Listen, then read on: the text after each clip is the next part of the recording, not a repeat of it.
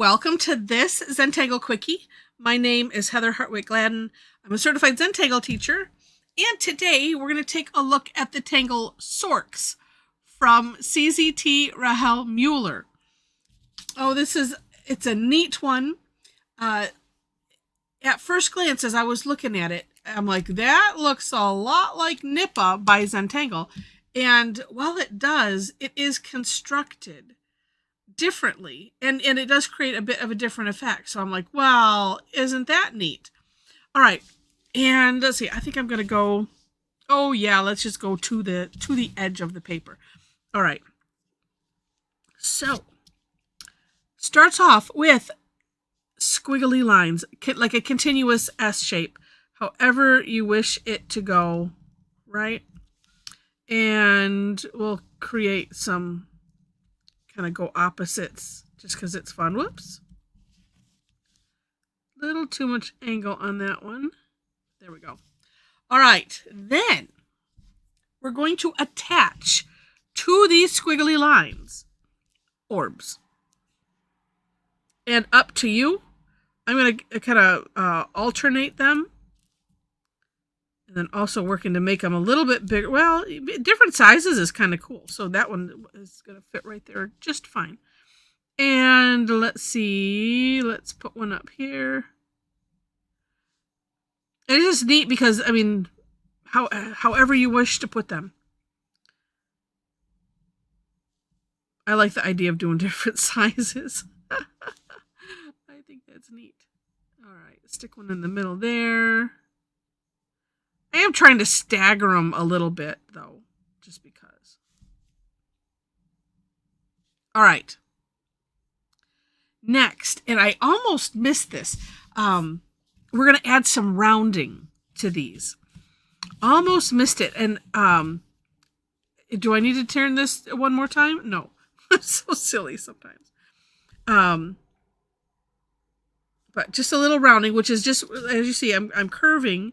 Again, putting a little C-shaped curve line right there, kind of at the gap. And up to you how far away you want to do those. Far away. That's a good technical term. Yeah, let me explain what I mean by that. Yeah, how big the rounding you want, however big you want it to be. So it could come out here. I'm going to try to keep it kind of tight in there. Sometimes I say things and what's coming out of my mouth?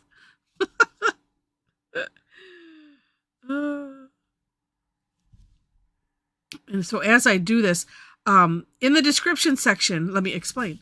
You will find, of course, the links to the step outs, and I always do my own version and then link to the creator of the tangle. So I found this on, let's see if I pronounce it right, moosterkella.de. And there they don't, there's a link to Rahel's Instagram page, and then but there it was rather small, and I couldn't tell what I think it's step 3 was, and then as I'm reading the description on the post, she's mentioning that thanking Linda Farmer for putting it on Tangle Patterns. I'm like, oh, well, let's go see over there and see if it's a little bit bigger, and then I can see what's going on. And it was indeed. And so I probably will put both of those links in there because I haven't done it yet. But that way, I like it. I like to put links to the creator of the tangle to their Instagram or their Pinterest or their blog or to whatever. So that way, if you want to follow them, then you can. But I also like to, well, especially if I find it on Linda's, on tanglepatterns.com, I always want to put a link there because I do use it a lot, and want to make sure that, I get that link in there. All right, so once we do this, it also looked to me, because you can see how rather sloppy it is, but it looks to me like she redefined these lines.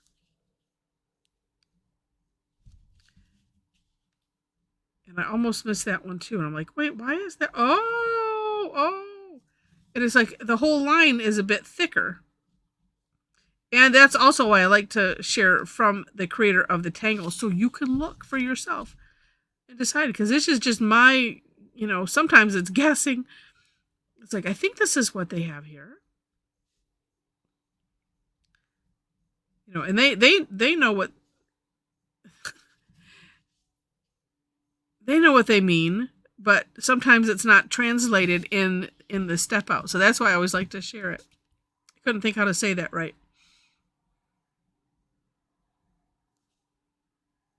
All right.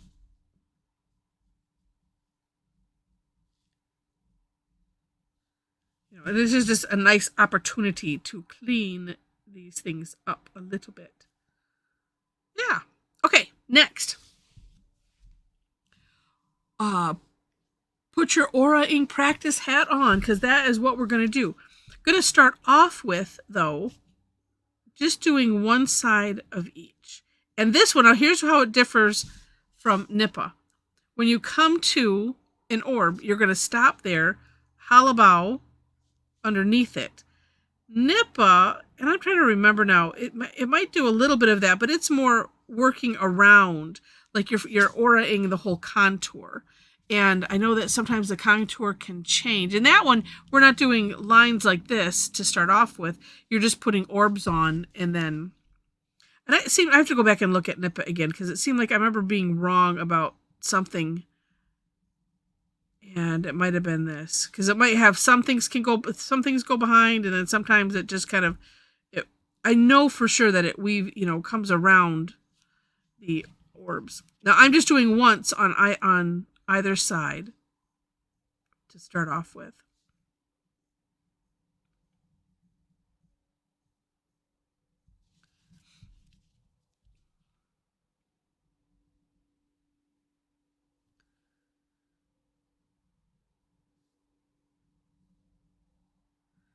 And trying my best to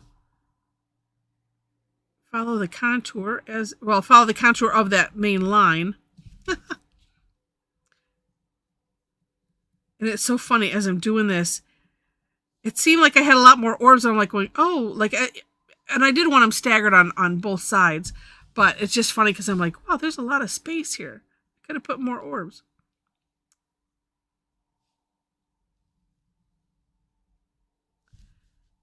And this one, we'll see, and I might change it up in a minute here. It's always good if you can see the line clearly that you're aura-ing. Actually, I might do it this way, so that way you can see, and then I can see the line. So here's what we're going to do. I'm gonna start with this section, and I'm going to go either side. So putting, an aura on one side and aura on another side till it kind of meets in the middle, and then we'll play with it.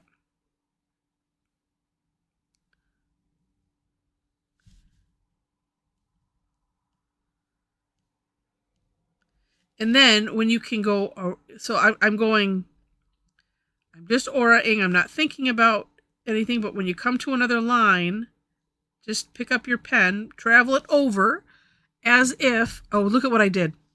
I said we're going to alternate, and I didn't do it. That's all right.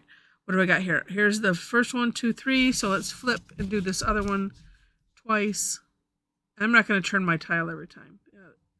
And I will also prove that anyone can do Zentangle. It doesn't matter if you kind of goof up or something.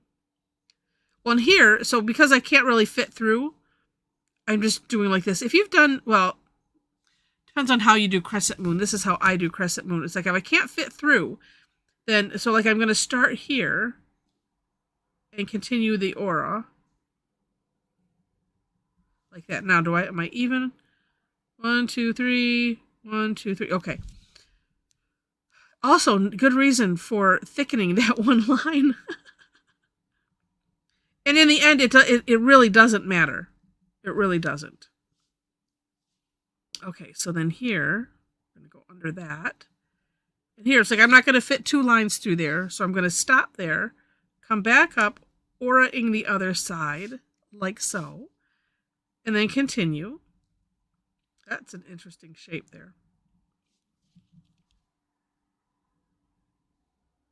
Ends up looks a bit like wood grain to me, which I think is really, really neat. And then down here, same idea. So it's like, I'm not going to fit 2 lines in there. I'm going to come up from here. And then come down. And then just as many times, as will fit. Like that. Okay, going to do the same thing over here. Now this time, let's see if I can do it and do it as I said. One side, then the other side.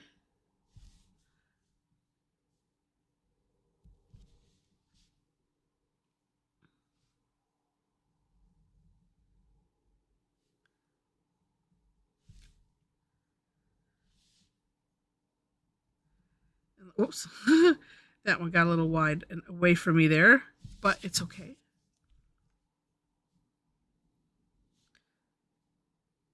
And what's neat is because we're alternating,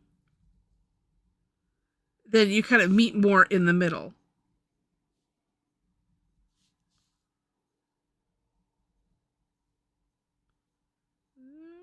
Fit one in there. Well, that was not very good, that one there, but oh well. You end up getting so many lines. Okay, and then I'm going to stop here and go back up. And then this one will be separate. So when you get to something like this, then it's like, oh, then you can go ahead and finish this one.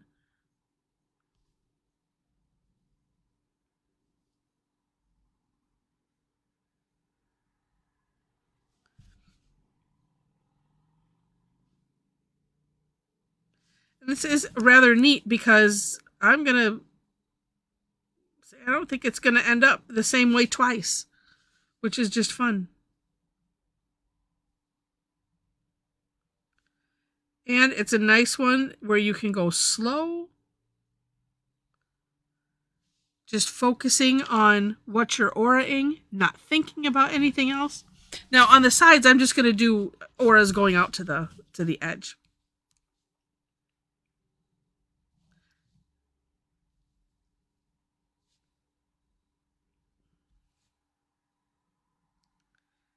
Just really, really neat.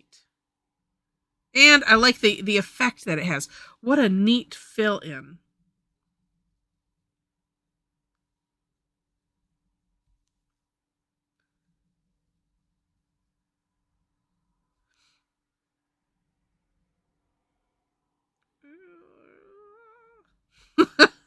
Sometimes I was thinking I should have just ran it right off the page there.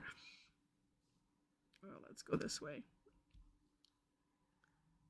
Then the pen gets a little wobbly in there, but as you can see already, it doesn't matter. It's gonna look it just looks so neat.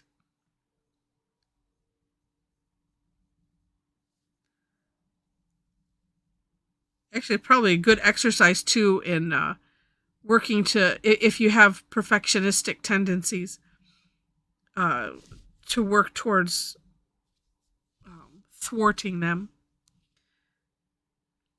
because the result is so neat.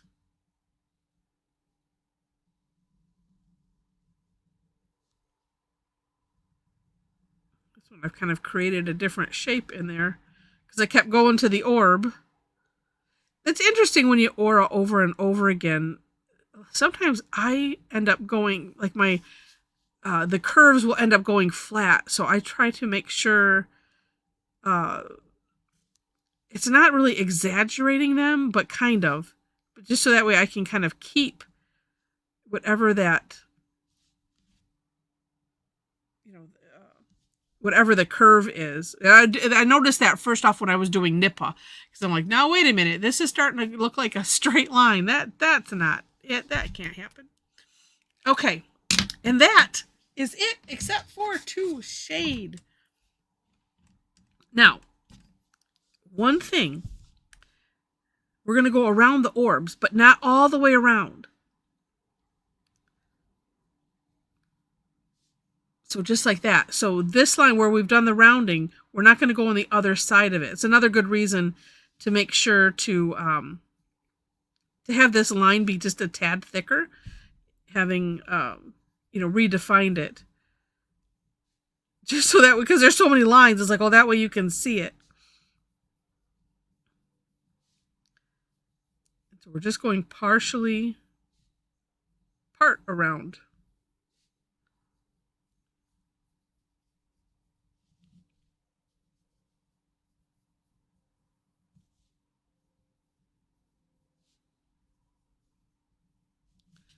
All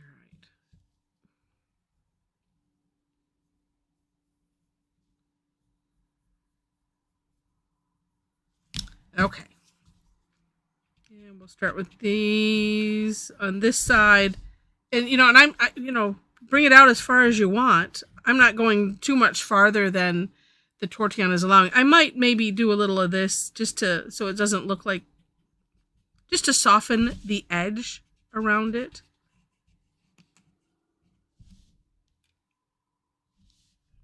Just a little bit.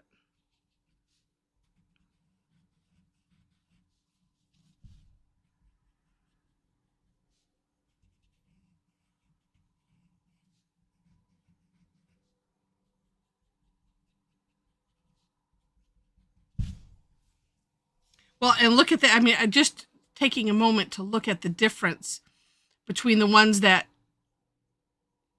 I've used the Tortillion and the ones that I haven't. I should have done the same with adding the graphite, because I just think it's really fun to look, kind of a before after kind of thing, because the shading part is so magical. And I'm also thinking I might go back with the colorless blender, because I kind of like it being a bit darker right around that edge, right next to the orb. Oops, forgot one.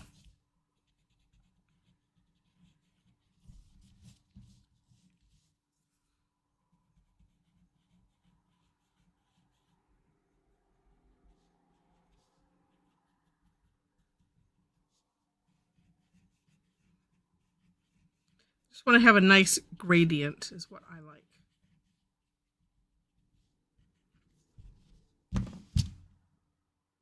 Yeah, it just looks neat. Now, you could leave it like that. And actually, I think I will. On my version of the step house, actually right here, I won't. Because I have this where it dips down here weirdly. You could add a little bit of graphite.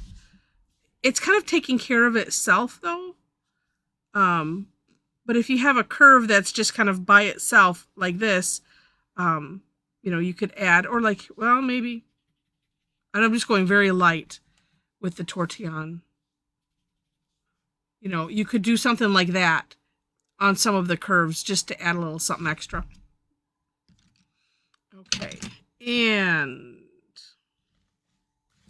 let's see if it's handy. Oh, yes, it is. No color on it. Okay. So I am just going to go around. I'm just going, oh, look at that. I'm kind of tracing over the pen line.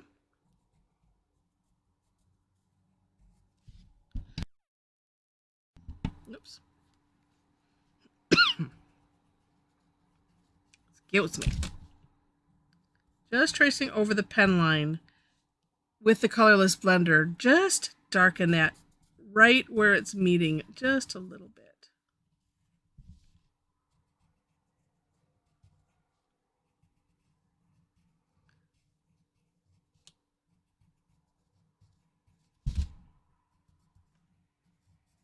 So I just want them to pop a little bit more. And, it's something else you could do. I mean, if you have the darker graphites, like a 6B, 9B or something like that. Because I'm just using the number 2 pencil, which works well.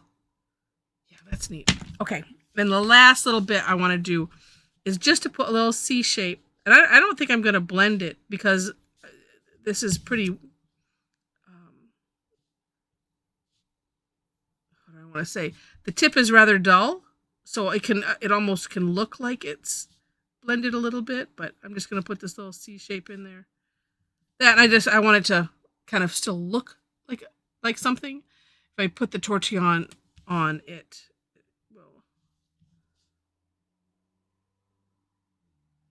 it needs to be bigger, I think, for me to get the effect that I'm thinking of. But I think that looks just fine.